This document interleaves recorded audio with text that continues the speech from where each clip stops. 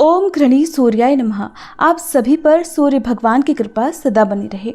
आज आप ज्येष्ठ मास महात्म्य की कथा सुनने से पहले धर्मराज जी की कथा सुनेंगे। धर्मराज जी की कथा सुनने से भक्तों को नरक का द्वार नहीं देखना पड़ता और ऐसे भक्तों पर सदा धर्मराज जी की कृपा भी बनी रहती है। तो अब पहले सुनिए धर्मराज जी की कथा। एक समय की बात है जब पृथ्वी लोक पर बब्रुवाहन नाम का एक राजा हुआ करता था। उसका राज्य बहुत ही सुखद था, समृद्ध था और राजा भी बहुत दयालु थे और अपनी प्रजा का बहुत अच्छे से पालन किया करते थे। इसी राज्य में एक ब्राह्मण हरिदास भी रहा करता था। हरिदास एक तपस्वी था और उसका विवाह गुणवती से हुआ था, जो कि बहुत ही सुशील, धर्मवती और पतिव्रता स्त्री थी। गुणवती ने जीवन भर में सभी देवी देवताओं की उपासना की, सभी प्रकार के व्रत किए और वह दान धर्म भी जी खोलकर किया करती थी। इसके अलावा अतिथि सेवा को वह अपना धर्म मानती थी। ऐसे ही हंसी खुशी और ईश्वर की उपासना करते करते वह वृद्ध हो गई। जब उसकी मृत्यु हुई तो यम धर्मराज जी के दूत उसे अपने साथ धर्मराजपुर ले गए। यमलोक में सुंदर सिंहासन पर धर्मराज जी विराजमान थे और उनके ही पास में चित्रगुप्त भी बैठे हुए थे। चित्रगुप्त जी के पास ही सभी प्राणियों के पाप पुण्य का लेखा जोखा होता है, जिसके आधार पर ही वे ये निश्चित करते हैं कि किस व्यक्ति को नरक में भेजा जाए और किस व्यक्ति को स्वर्गलोक भेजा जाए। चित्रगुप्त प्रभु को प्राणियों का लेखा जोखा सुना रहे थे, तभी वहां यमदूत गुणवती को लेकर पहुंच गए। गुणवती उन्हें देखकर थोड़ी भयभीत हुई और मुंह नीचे करके खड़ी हो गई। चित्रगुप्त ने गणवती के पाप पुण्य का लेखा जोखा निकाला और धर्मराज को बताया। धर्मराज जी ने पूरा ब्यौरा देखा। वे बहुत प्रसन्न हुए, परंतु फिर भी उनके मुखमंडल पर थोड़ी उदासी छाई हुई थी। ये देखकर गुणवती ने पूछा, प्रभु, मैंने तो अपने सारे जीवन में केवल सत्कर्म ही किए, दान पुण्य किया, व्रत उपवास किए, फिर भी आपके मुख पर ये उदासी छाई है, इसका क्या कारण है? कृपा करके मुझे बताइए प्रभु, मुझसे कहाँ क्या भूल हुई है? तब धर्मराज जी ने उत्तर दिया कि हे देवी, तुमने सभी देवी देवताओं के व्रत किए हैं, उपासना की है, परंतु कभी तुमने मेरे नाम से कुछ पूजा या पाठ या कोई भी दान धर्म नहीं किया है। धर्मराज जी की ये बात सुनते ही गुणवती क्षमा याचना करने लगी और कहने लगी, हे प्रभु, मुझे आपकी उपासना के बारे में कुछ भी नहीं पता था। मैं नहीं जानती कि आपकी उपासना कैसे करते हैं। कृपा करके मुझे वह उपाय बताइए जिससे कि मनुष्य आपकी कृपा के पात्र बन सके। हे प्रभु, मैं आपके श्रीमुख से आपकी भक्ति का मार्ग सुनना चाहती हूँ और मेरी ये इच्छा है कि मृत्यु लोक अर्थात धरती पर वापस जाकर मैं वापस आपकी भक्ति करूं और सभी मनुष्यों को भी इस बारे में बताऊं। धर्मराज जी ने उसकी विनती सुनकर कहा कि जिस दिन सूर्यदेव उत्तरायण में प्रवेश करते हैं, यानी कि मकर संक्रांति के दिन मेरी पूजा शुरू करनी चाहिए। उस दिन से लेकर पूरे 1 वर्ष तक मेरी पूजा करते हुए कथा सुनना चाहिए और एक दिन भी पूजा या कथा नहीं छूटनी चाहिए। साथ ही पूजा करने वाले व्यक्ति को धर्म के इन 10 नियमों का भी पालन करना चाहिए। पहला नियम है धीरज रखना और संतुष्ट रहना। दूसरा नियम है अपने मन को वश में रखना और सभी को क्षमा करना। तीसरा नियम है चोरी या अन्य दुष्कर्मों में लिप्त नहीं रहना। चौथा नियम है मानसिक और शारीरिक शुद्धि, यानी पर पुरुष या पर स्त्री से बचकर रहना। 5वां नियम अपनी इंद्रियों को वश में रखना। 6ठा नियम बुरे विचारों को अपने मन में न लाना, यानी कि बुद्धि को पवित्र बनाए रखना। 7वां नियम नित्य पूजा पाठ और दान पुण्य इत्यादि करना। 8वां नियम व्रत करना और व्रत की कहानी सुनना। 9वां नियम सच बोलना और सभी से अच्छा और सच्चा व्यवहार रखना, सभी के प्रति एक समान भाव रखना। 10वां नियम है क्रोध न करना। देवी, धर्म के इन सभी लक्षणों का पालन करते हुए पूरे 1 वर्ष तक मेरी कथा नियम से सुने, दान पुण्य और परोपकार करें और अगली मकर संक्रांति पर इस व्रत का उद्यापन करें। अपने सामर्थ्य से मेरी एक मूर्ति बनाकर विधि विधान से प्राण प्रतिष्ठा करवाकर हवन पूजन करें और साथ ही चित्रगुप्त जी की भी पूजा करें और काले तिल के लड्डू का भोग लगाएं, ब्राह्मण भोज कराएं और बांस की टोकरी में 5 सेर अनाज का दान करें। इसके अलावा गरीब या जरूरतमंद व्यक्ति को गद्दा, तकिया, कंबल, लोटा या वस्त्र आदि का दान करें। हो सके तो गौ दान करें। धर्मराज जी से व्रत की पूरी कथा, पूरा विधान सुनकर गुणवती ने फिर से धर्मराज जी से प्रार्थना की और कहा, हे प्रभु, आप एक बार फिर से मुझे धरती लोक पर वापस भेजने की कृपा कीजिए, ताकि मैं भी धरती लोक पर इस व्रत का प्रचार प्रसार कर सकूं। तब धर्मराज जी ने अपनी सहमति दे दी। धरती लोक पर गुणवती पुनः जीवित हो उठी। ये देखकर उसके परिजन बहुत प्रसन्न हुए। तब गुणवती ने धर्मराज जी से हुए वार्तालाप के बारे में अपने पतिदेव को बताया और कहा कि हम ये व्रत अवश्य करेंगे और धर्म के नियमों का पालन भी करेंगे। मकर संक्रांति आते ही गुणवती और उसके पति ने व्रत शुरू कर दिया और पूरे 1 वर्ष के बाद इसका उद्यापन किया। इस व्रत के प्रभाव से उन पर धर्मराज जी की कृपा हुई और उन्हें मोक्ष की प्राप्ति हुई। ये थी धर्मराज जी की कथा। कथा सुनने के बाद सभी को प्रेम से बोलना चाहिए, धर्मराज जी की जय, चित्रगुप्त महाराज जी की जय। अब सुनिए ज्येष्ठ मास महात्म्य की आज की कथा। राजा शतानीक ने कहा, हे मुने, आप भगवान सूर्य नारायण के प्रभाव का और भी वर्णन कीजिए, क्योंकि हे प्रभु, आपकी अमृतमयी वाणी सुन सुनकर मुझे तृप्ति नहीं हो रही है। तब सुमंतु जी ने कहा, हे राजन, इस विषय में शंख और द्विज का जो संवाद हुआ है उसे अब आप सुनिए, जिसे सुनकर मानव संपूर्ण पापों से मुक्त हो जाता है। एक अत्यंत रमणीय आश्रम था, जिसमें सभी वृक्ष फलों के भार से झुक रहे थे। कहीं मृग अपनी सींगों से परस्पर एक दूसरे के शरीर में खुजला रहे थे, तो किसी दिशा में मयूरों का नृत्य और भ्रमरों की मधुर ध्वनि का गुंजार हो रहा था। ऐसे मनोहारी आश्रम में अनेक तपस्वियों से सेवित भगवान सूर्य के अनन्य भक्त शंख नाम के एक मुनि रहते थे। एक बार भोजक कुमारों ने मुनि के समीप जाकर विनय पूर्वक अभिवादन कर निवेदन किया कि हे महाराज, वेदों के विषय में हमें संदेह है, कृपया आप उसका निवारण कीजिए। उन विनयी भोजकों की इस प्रार्थना को सुनकर प्रसन्न हुए शंख मुनि उन सभी को वेदाध्ययन कराने लगे। एक दिन वे सभी कुमार वेद का अध्ययन कर रहे थे कि उसी समय एक परम तपस्वी द्विज नाम के एक श्रेष्ठ मुनि वहां आ पहुंचे। अमित तेजस्वी उन शंख मुनि ने उनकी विधिवत अर्चना की और उन्हें आसन पर विराजमान कराया। उन कुमारों ने भी उनकी वंदना की, जिससे द्विज बहुत प्रसन्न हुए। तब शंख मुनि उन भोजक कुमारों से इस प्रकार कहने लगे कि शिष्ट पुरुषों के आगमन से अंध्याय होता है, अतः तुम सब इस समय अपना अध्ययन समाप्त करो।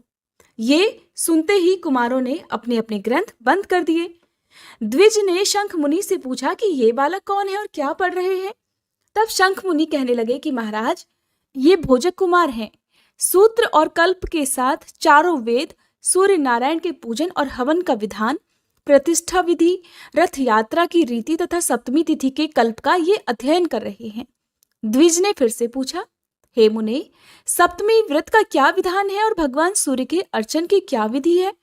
सूर्य मंदिर में गंध पुष्प द्वीप आदि देने से क्या फल प्राप्त होता है? किस व्रत नियम और दान से भगवान सूर्य नारायण प्रसन्न होते हैं? उन्हें कौन से पुष्प धूप तथा उपहार दिए जाते हैं? ये सब मैं भी सुनना चाहता हूं, इसे आप बताइए। सूर्य नारायण के महात्म्य की भी विशेष रूप से चर्चा कीजिए। तब शंख मुनि कहने लगे कि इस प्रसंग में मैं महाराज सांब और महर्षि वशिष्ठ के संवाद का वर्णन कर रहा हूं, ध्यान पूर्वक सुनो। एक बार सांब महर्षि वशिष्ठ जी के पवित्र आश्रम में गए। वहां जाकर उन्होंने नियतात्मा वशिष्ठ जी के चरणों में प्रणाम किया और हाथ जोड़कर विनीत भाव से खड़े हो गए। महर्षि वशिष्ठ ने भी उनके भक्ति भाव को देखकर प्रसन्न मन से उनसे पूछा, सांब, तुम्हारा तो संपूर्ण शरीर भयंकर कुष्ठ रोगों से विदीर्ण हो गया था, ये सर्वथा रोग मुक्त कैसे हुआ? और तुम्हारे शरीर की दिव्य कांति और शोभा कैसे बढ़ गई, ये सब मुझे बताओ। तब सांब ने कहा, महाराज, मैंने भगवान सूर्य नारायण की आराधना उनके सहस्त्र नामों द्वारा की है। उसी आराधना के प्रभाव से उन्होंने प्रसन्न होकर मुझे साक्षात दर्शन दिए और उनसे ही मुझे वर की भी प्राप्ति हुई है। वशिष्ठ जी ने पुनः पूछा, तुमने किस विधि से सूर्यदेव की आराधना की? तुम्हें किस व्रत तप अथवा दान से उनका साक्षात दर्शन हुआ? ये सब विस्तार पूर्वक बतलाओ। सांब कहने लगे कि महाराज, जिस विधि से मैंने भगवान सूर्य को प्रसन्न किया है वह सारा वृतांत अब आप भी ध्यानपूर्वक सुनिए। आज से बहुत पहले मैंने अज्ञानवश दुर्वासा मुनि का उपहास किया था, इसलिए क्रोध में आकर उन्होंने मुझे कुष्ठ रोग से ग्रसित होने का श्राप दे डाला, जिससे मैं कुष्ठ रोगी हो गया। तब अत्यंत दुखी और लज्जित होते हुए मैंने अपने पिता अर्थात भगवान श्री कृष्ण के पास जाकर निवेदन किया कि हे तात, मैं दुर्वासा मुनि के श्राप से कुष्ठ रोग से ग्रस्त होकर अत्यधिक पीड़ित हो रहा हूँ। पिताश्री, मेरा शरीर गलता जा रहा है, कंठ का स्वर भी बैठता जा रहा है और पीड़ा से प्राण निकले जा रहे हैं। वैद्यों आदि के द्वारा उपचार कराने पर भी मुझे शांति नहीं मिलती। अब आपकी आज्ञा प्राप्त कर मैं प्राण त्यागना चाहता हूँ, अतः आप मुझे ये आज्ञा देने की कृपा करें जिससे मैं इस कष्ट से मुक्त हो सकूं। मेरा यह दीन वचन सुनकर उन्हें बड़ा दुख हुआ और फिर उन्होंने क्षण भर विचार कर मुझसे कहा कि पुत्र, धैर्य धारण करो और चिंता मत करो, क्योंकि जैसे सूखे तिनकों को आग जलाकर भस्म कर देती है, वैसे ही चिंता करने से रोग और अधिक कष्ट देता है। भक्ति पूर्वक तुम देव आराधना करो, उससे सभी रोग नष्ट हो जाएंगे। पिता के ऐसे वचन सुनकर मैंने पूछा कि तात, ऐसा कौन सा देवता है जिसकी आराधना करने से इस भयंकर रोग से मुझे मुक्ति मिल सके? तब भगवान श्री कृष्ण कहने लगे कि पुत्र, एक समय की बात है, योगी श्रेष्ठ याज्ञवल्क्य मुनि ने ब्रह्मलोक में जाकर पद्मयोनि श्री ब्रह्मा जी को प्रणाम किया और उनसे पूछा कि महाराज, मोक्ष प्राप्त करने के इच्छुक प्राणी को किस देवता की आराधना करनी चाहिए? अक्षय स्वर्ग की प्राप्ति किस देवता की उपासना करने से हो जाती है? ये चराचर विश्व किससे उत्पन्न हुआ है और किसमें लीन हो जाता है? इन सब का कृपया आप वर्णन कीजिए। तब श्री ब्रह्मा जी बोले, महर्षि, आपने तो बहुत अच्छा प्रश्न पूछा है, जिसे सुनकर मैं भी अत्यंत प्रसन्न हूं। मैं आपके प्रश्नों का उत्तर दे रहा हूं, इसे ध्यान पूर्वक सुनिए। जो देव श्रेष्ठ अपने उदय के साथ ही समस्त जगत का अंधकार नष्ट कर तीनों लोकों को प्रतिभासित कर देते हैं, वे अजर अमर अव्यय शाश्वत अक्षय शुभ अशुभ के जानने वाले कर्म साक्षी सर्व देवता और जगत के स्वामी हैं। उनका मंडल कभी क्षय नहीं होता। वे पितरों के पिता, देवताओं के भी देवता, जगत के आधार, सृष्टि स्थिति तथा संहार करता है। योगी पुरुष वायु रूप होकर जिनमें लीन हो जाते हैं, जिनकी सहस्त्र रश्मियों में मुनि सिद्धगण और देवता निवास करते हैं, जनक व्यास शुकदेव बालखिल्य आदि ऋषिगण, पंचशिख आदि योगीगण जिनके प्रभा मंडल में प्रविष्ट हुए हैं, ऐसे वे प्रत्यक्ष देवता सूर्य नारायण ही हैं। ब्रह्मा, विष्णु तथा शिव आदि का नाम तो मात्र सुनने में ही आता है, पर सभी को वे दृष्टिगोचर नहीं होते, अर्थात दिखाई नहीं देते। किंतु तिमिर नाशक अर्थात अंधकार का नाश करने वाले सूर्य नारायण सभी को प्रत्यक्ष रूप से दिखाई देते हैं, इसलिए वे सभी देवताओं में श्रेष्ठतम हैं। अतः हे याज्ञवल्क्य, आपको भी सूर्य नारायण के अलावा अन्य किसी देवता की उपासना नहीं करनी चाहिए। इन प्रत्यक्ष देवता की आराधना करने से सभी फल प्राप्त हो सकते हैं। याज्ञवल्क्य मुनि ने कहा कि महाराज, आपने मुझे बहुत ही उत्तम उपदेश दिया है जो बिल्कुल सत्य है। मैंने तो पहले भी बहुत बार सूर्य नारायण के महात्म्य को सुना है। जिनके दक्षिण अंग से विष्णु, वाम अंग से स्वयं आप और ललाट से रुद्र उत्पन्न हुए हैं, उनकी तुलना और कौन देवता कर सकते हैं? उनके गुणों का वर्णन भला किन शब्दों में किया जा सकता है? अब मैं उनकी उस आराधना विधि को भी सुनना चाहता हूँ जिसके द्वारा मैं संसार सागर को पार कर जाऊं। वे कौन से व्रत, उपवास, दान, होम, जप, तप आदि हैं जिनके करने से सूर्य नारायण प्रसन्न होकर समस्त कष्टों को दूर कर देते हैं? ये सब आप बतलाने की कृपा करें, क्योंकि प्राणियों द्वारा धर्म, अर्थ, काम प्राप्ति के लिए जो प्रयास किए जाते हैं, उनमें वही चेष्टा, वही प्रयास सफल है जो भगवान सूर्य का आश्रय ग्रहण कर अनुष्ठित हो, अन्यथा वे सभी क्रियाएं व्यर्थ हैं।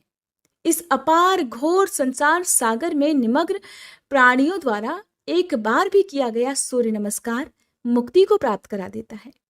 भक्ति भाव से परिपूर्ण याज्ञवल्क्य के इन वचनों को सुनकर श्री ब्रह्मा जी प्रसन्न हो उठे और कहने लगे कि याज्ञवल्क्य, आपने सूर्य नारायण की आराधना का जो उपाय पूछा है, उसका मैं वर्णन कर रहा हूं, एकाग्रचित्त होकर अब आप सुनिए। श्री ब्रह्मा जी बोले, आदि और अंत से रहित सर्वव्याप्त पर ब्रह्म अपनी लीला से प्रकृति पुरुष रूप धारण करके संसार को उत्पन्न करने वाले, अक्षर सृष्टि रचना के समय ब्रह्मा, पालन के समय विष्णु और संहार काल में रुद्र का रूप धारण करने वाले सर्वदेवमय पूज्य भगवान सूर्य नारायण ही हैं। अब मैं भेदा भेद स्वरूप उन भगवान सूर्य को प्रणाम करके उनकी आराधना का वर्णन करूंगा। वह अत्यंत गुप्त है, जिसे प्रसन्न होकर भगवान भास्कर ने मुझसे कहा था। श्री ब्रह्मा जी फिर से कहने लगे कि याज्ञवल्क्य, एक बार मैंने भगवान सूर्य नारायण की स्तुति की थी। उस स्तुति से प्रसन्न होकर वे प्रत्यक्ष प्रकट हुए। तब मैंने उनसे पूछा कि महाराज, वेद वेदांगों में और पुराणों में आपका ही प्रतिपादन हुआ है। आप शाश्वत, अज तथा पर ब्रह्म स्वरूप हैं। ये जगत आप में ही स्थित है। गृहस्थ आश्रम जिनका मूल है, ऐसे वे चारों आश्रमों वाले रात दिन आपकी अनेक मूर्तियों का पूजन करते हैं। आप ही सबके माता पिता और पूज्य हैं। आप किस देवता का ध्यान और पूजन करते हैं, मैं इसे नहीं समझ पा रहा हूँ। इसे मैं सुनना चाहता हूँ और मेरे मन में इसके प्रति बड़ा कौतूहल है। भगवान सूर्य ने कहा था, हे ब्राह्मण, ये अत्यंत गुप्त बात है, किंतु आप मेरे परम भक्त हैं, इसलिए मैं इसका यथावत वर्णन कर रहा हूँ। वे परमात्मा सभी प्राणियों में व्याप्त, अचल, नित्य, सूक्ष्म तथा इंद्रियातीत हैं। उन्हें क्षेत्रज्ञ, पुरुष, हिरण्यगर्भ, महान, प्रधान तथा बुद्धि आदि अनेक नामों से जाना जाता है। जो तीनों लोकों के एकमात्र आधार हैं, वे निर्गुण होकर भी अपनी इच्छा से सगुण हो जाते हैं। खुद से कोई कर्म नहीं करते और ना तो कर्म फल की प्राप्ति से संलिप्त रहते हैं। वे परमात्मा सब ओर सिर, नेत्र, हाथ, पैर, नासिका, कान तथा मुख वाले हैं। वे समस्त जगत को आच्छादित करके अवस्थित हैं और सभी प्राणियों में स्वच्छंद होकर आनंद पूर्वक विचरण करते रहते हैं। शुभाशुभ कर्म रूप बीज वाला शरीर क्षेत्र कहलाता है। इसे जानने के कारण परमात्मा क्षेत्रज्ञ कहलाते हैं। वे अव्यक्तपुर में शयन करने से पुरुष, बहुत रूप धारण करने से विश्वरूप और धारण पोषण करने के कारण महापुरुष कहे जाते हैं। ये ही अनेक रूप धारण करते हैं। जिस प्रकार एक ही वायु शरीर में प्राण, अपान आदि अनेक रूप धारण किए हैं, और जैसे एक ही अग्नि अनेक स्थान भेदों के कारण अनेक नामों से अभिहित की जाती है, ठीक उसी प्रकार परमात्मा भी अनेक भेदों के कारण बहुत सारे रूप धारण करते हैं। जिस प्रकार एक दीप से हजारों दीप प्रज्वलित हो जाते हैं, उसी प्रकार एक परमात्मा से संपूर्ण जगत उत्पन्न होता है। जब वह अपनी इच्छा से संसार का संहार करता है, तब फिर एकाकी ही रह जाता है। परमात्मा को छोड़कर जगत में कोई स्थावर या जंगम पदार्थ नित्य नहीं है, क्योंकि वे अक्षय, अप्रमेय और सर्वज्ञ कहे जाते हैं। उनसे बढ़कर कोई अन्य नहीं है। वे ही पिता हैं, वे ही प्रजापति हैं। सभी देवता और असुर आदि उन परमात्मा भास्कर देव की आराधना करते हैं और वे उन्हें सद्गति प्रदान करते हैं। वे सर्वगत होते हुए भी निर्गुण हैं। उसी आत्मस्वरूप परमेश्वर का मैं ध्यान करता हूँ तथा सूर्य रूप अपने आत्मा का ही पूजन करता हूँ। हे याज्ञवल्क्य मुने, भगवान सूर्य ने स्वयं ही ये सारी बातें मुझसे कही थी। हरे कृष्णा। आज की कथा समाप्त हुई। इसके आगे का वृतांत जानने के लिए, जिसमें सूर्य देवता से संबंधित बहुत सारी रोचक बातें हैं, जैसे कि सूर्य देव के मंदिर में साफ सफाई करने से क्या फल प्राप्त होता है, और भी बहुत सारी बातें, यदि आप जानना चाहते हो तो अगली वीडियो का इंतजार जरूर कीजिएगा। वीडियो पसंद आई हो तो लाइक करना मत भूलिएगा।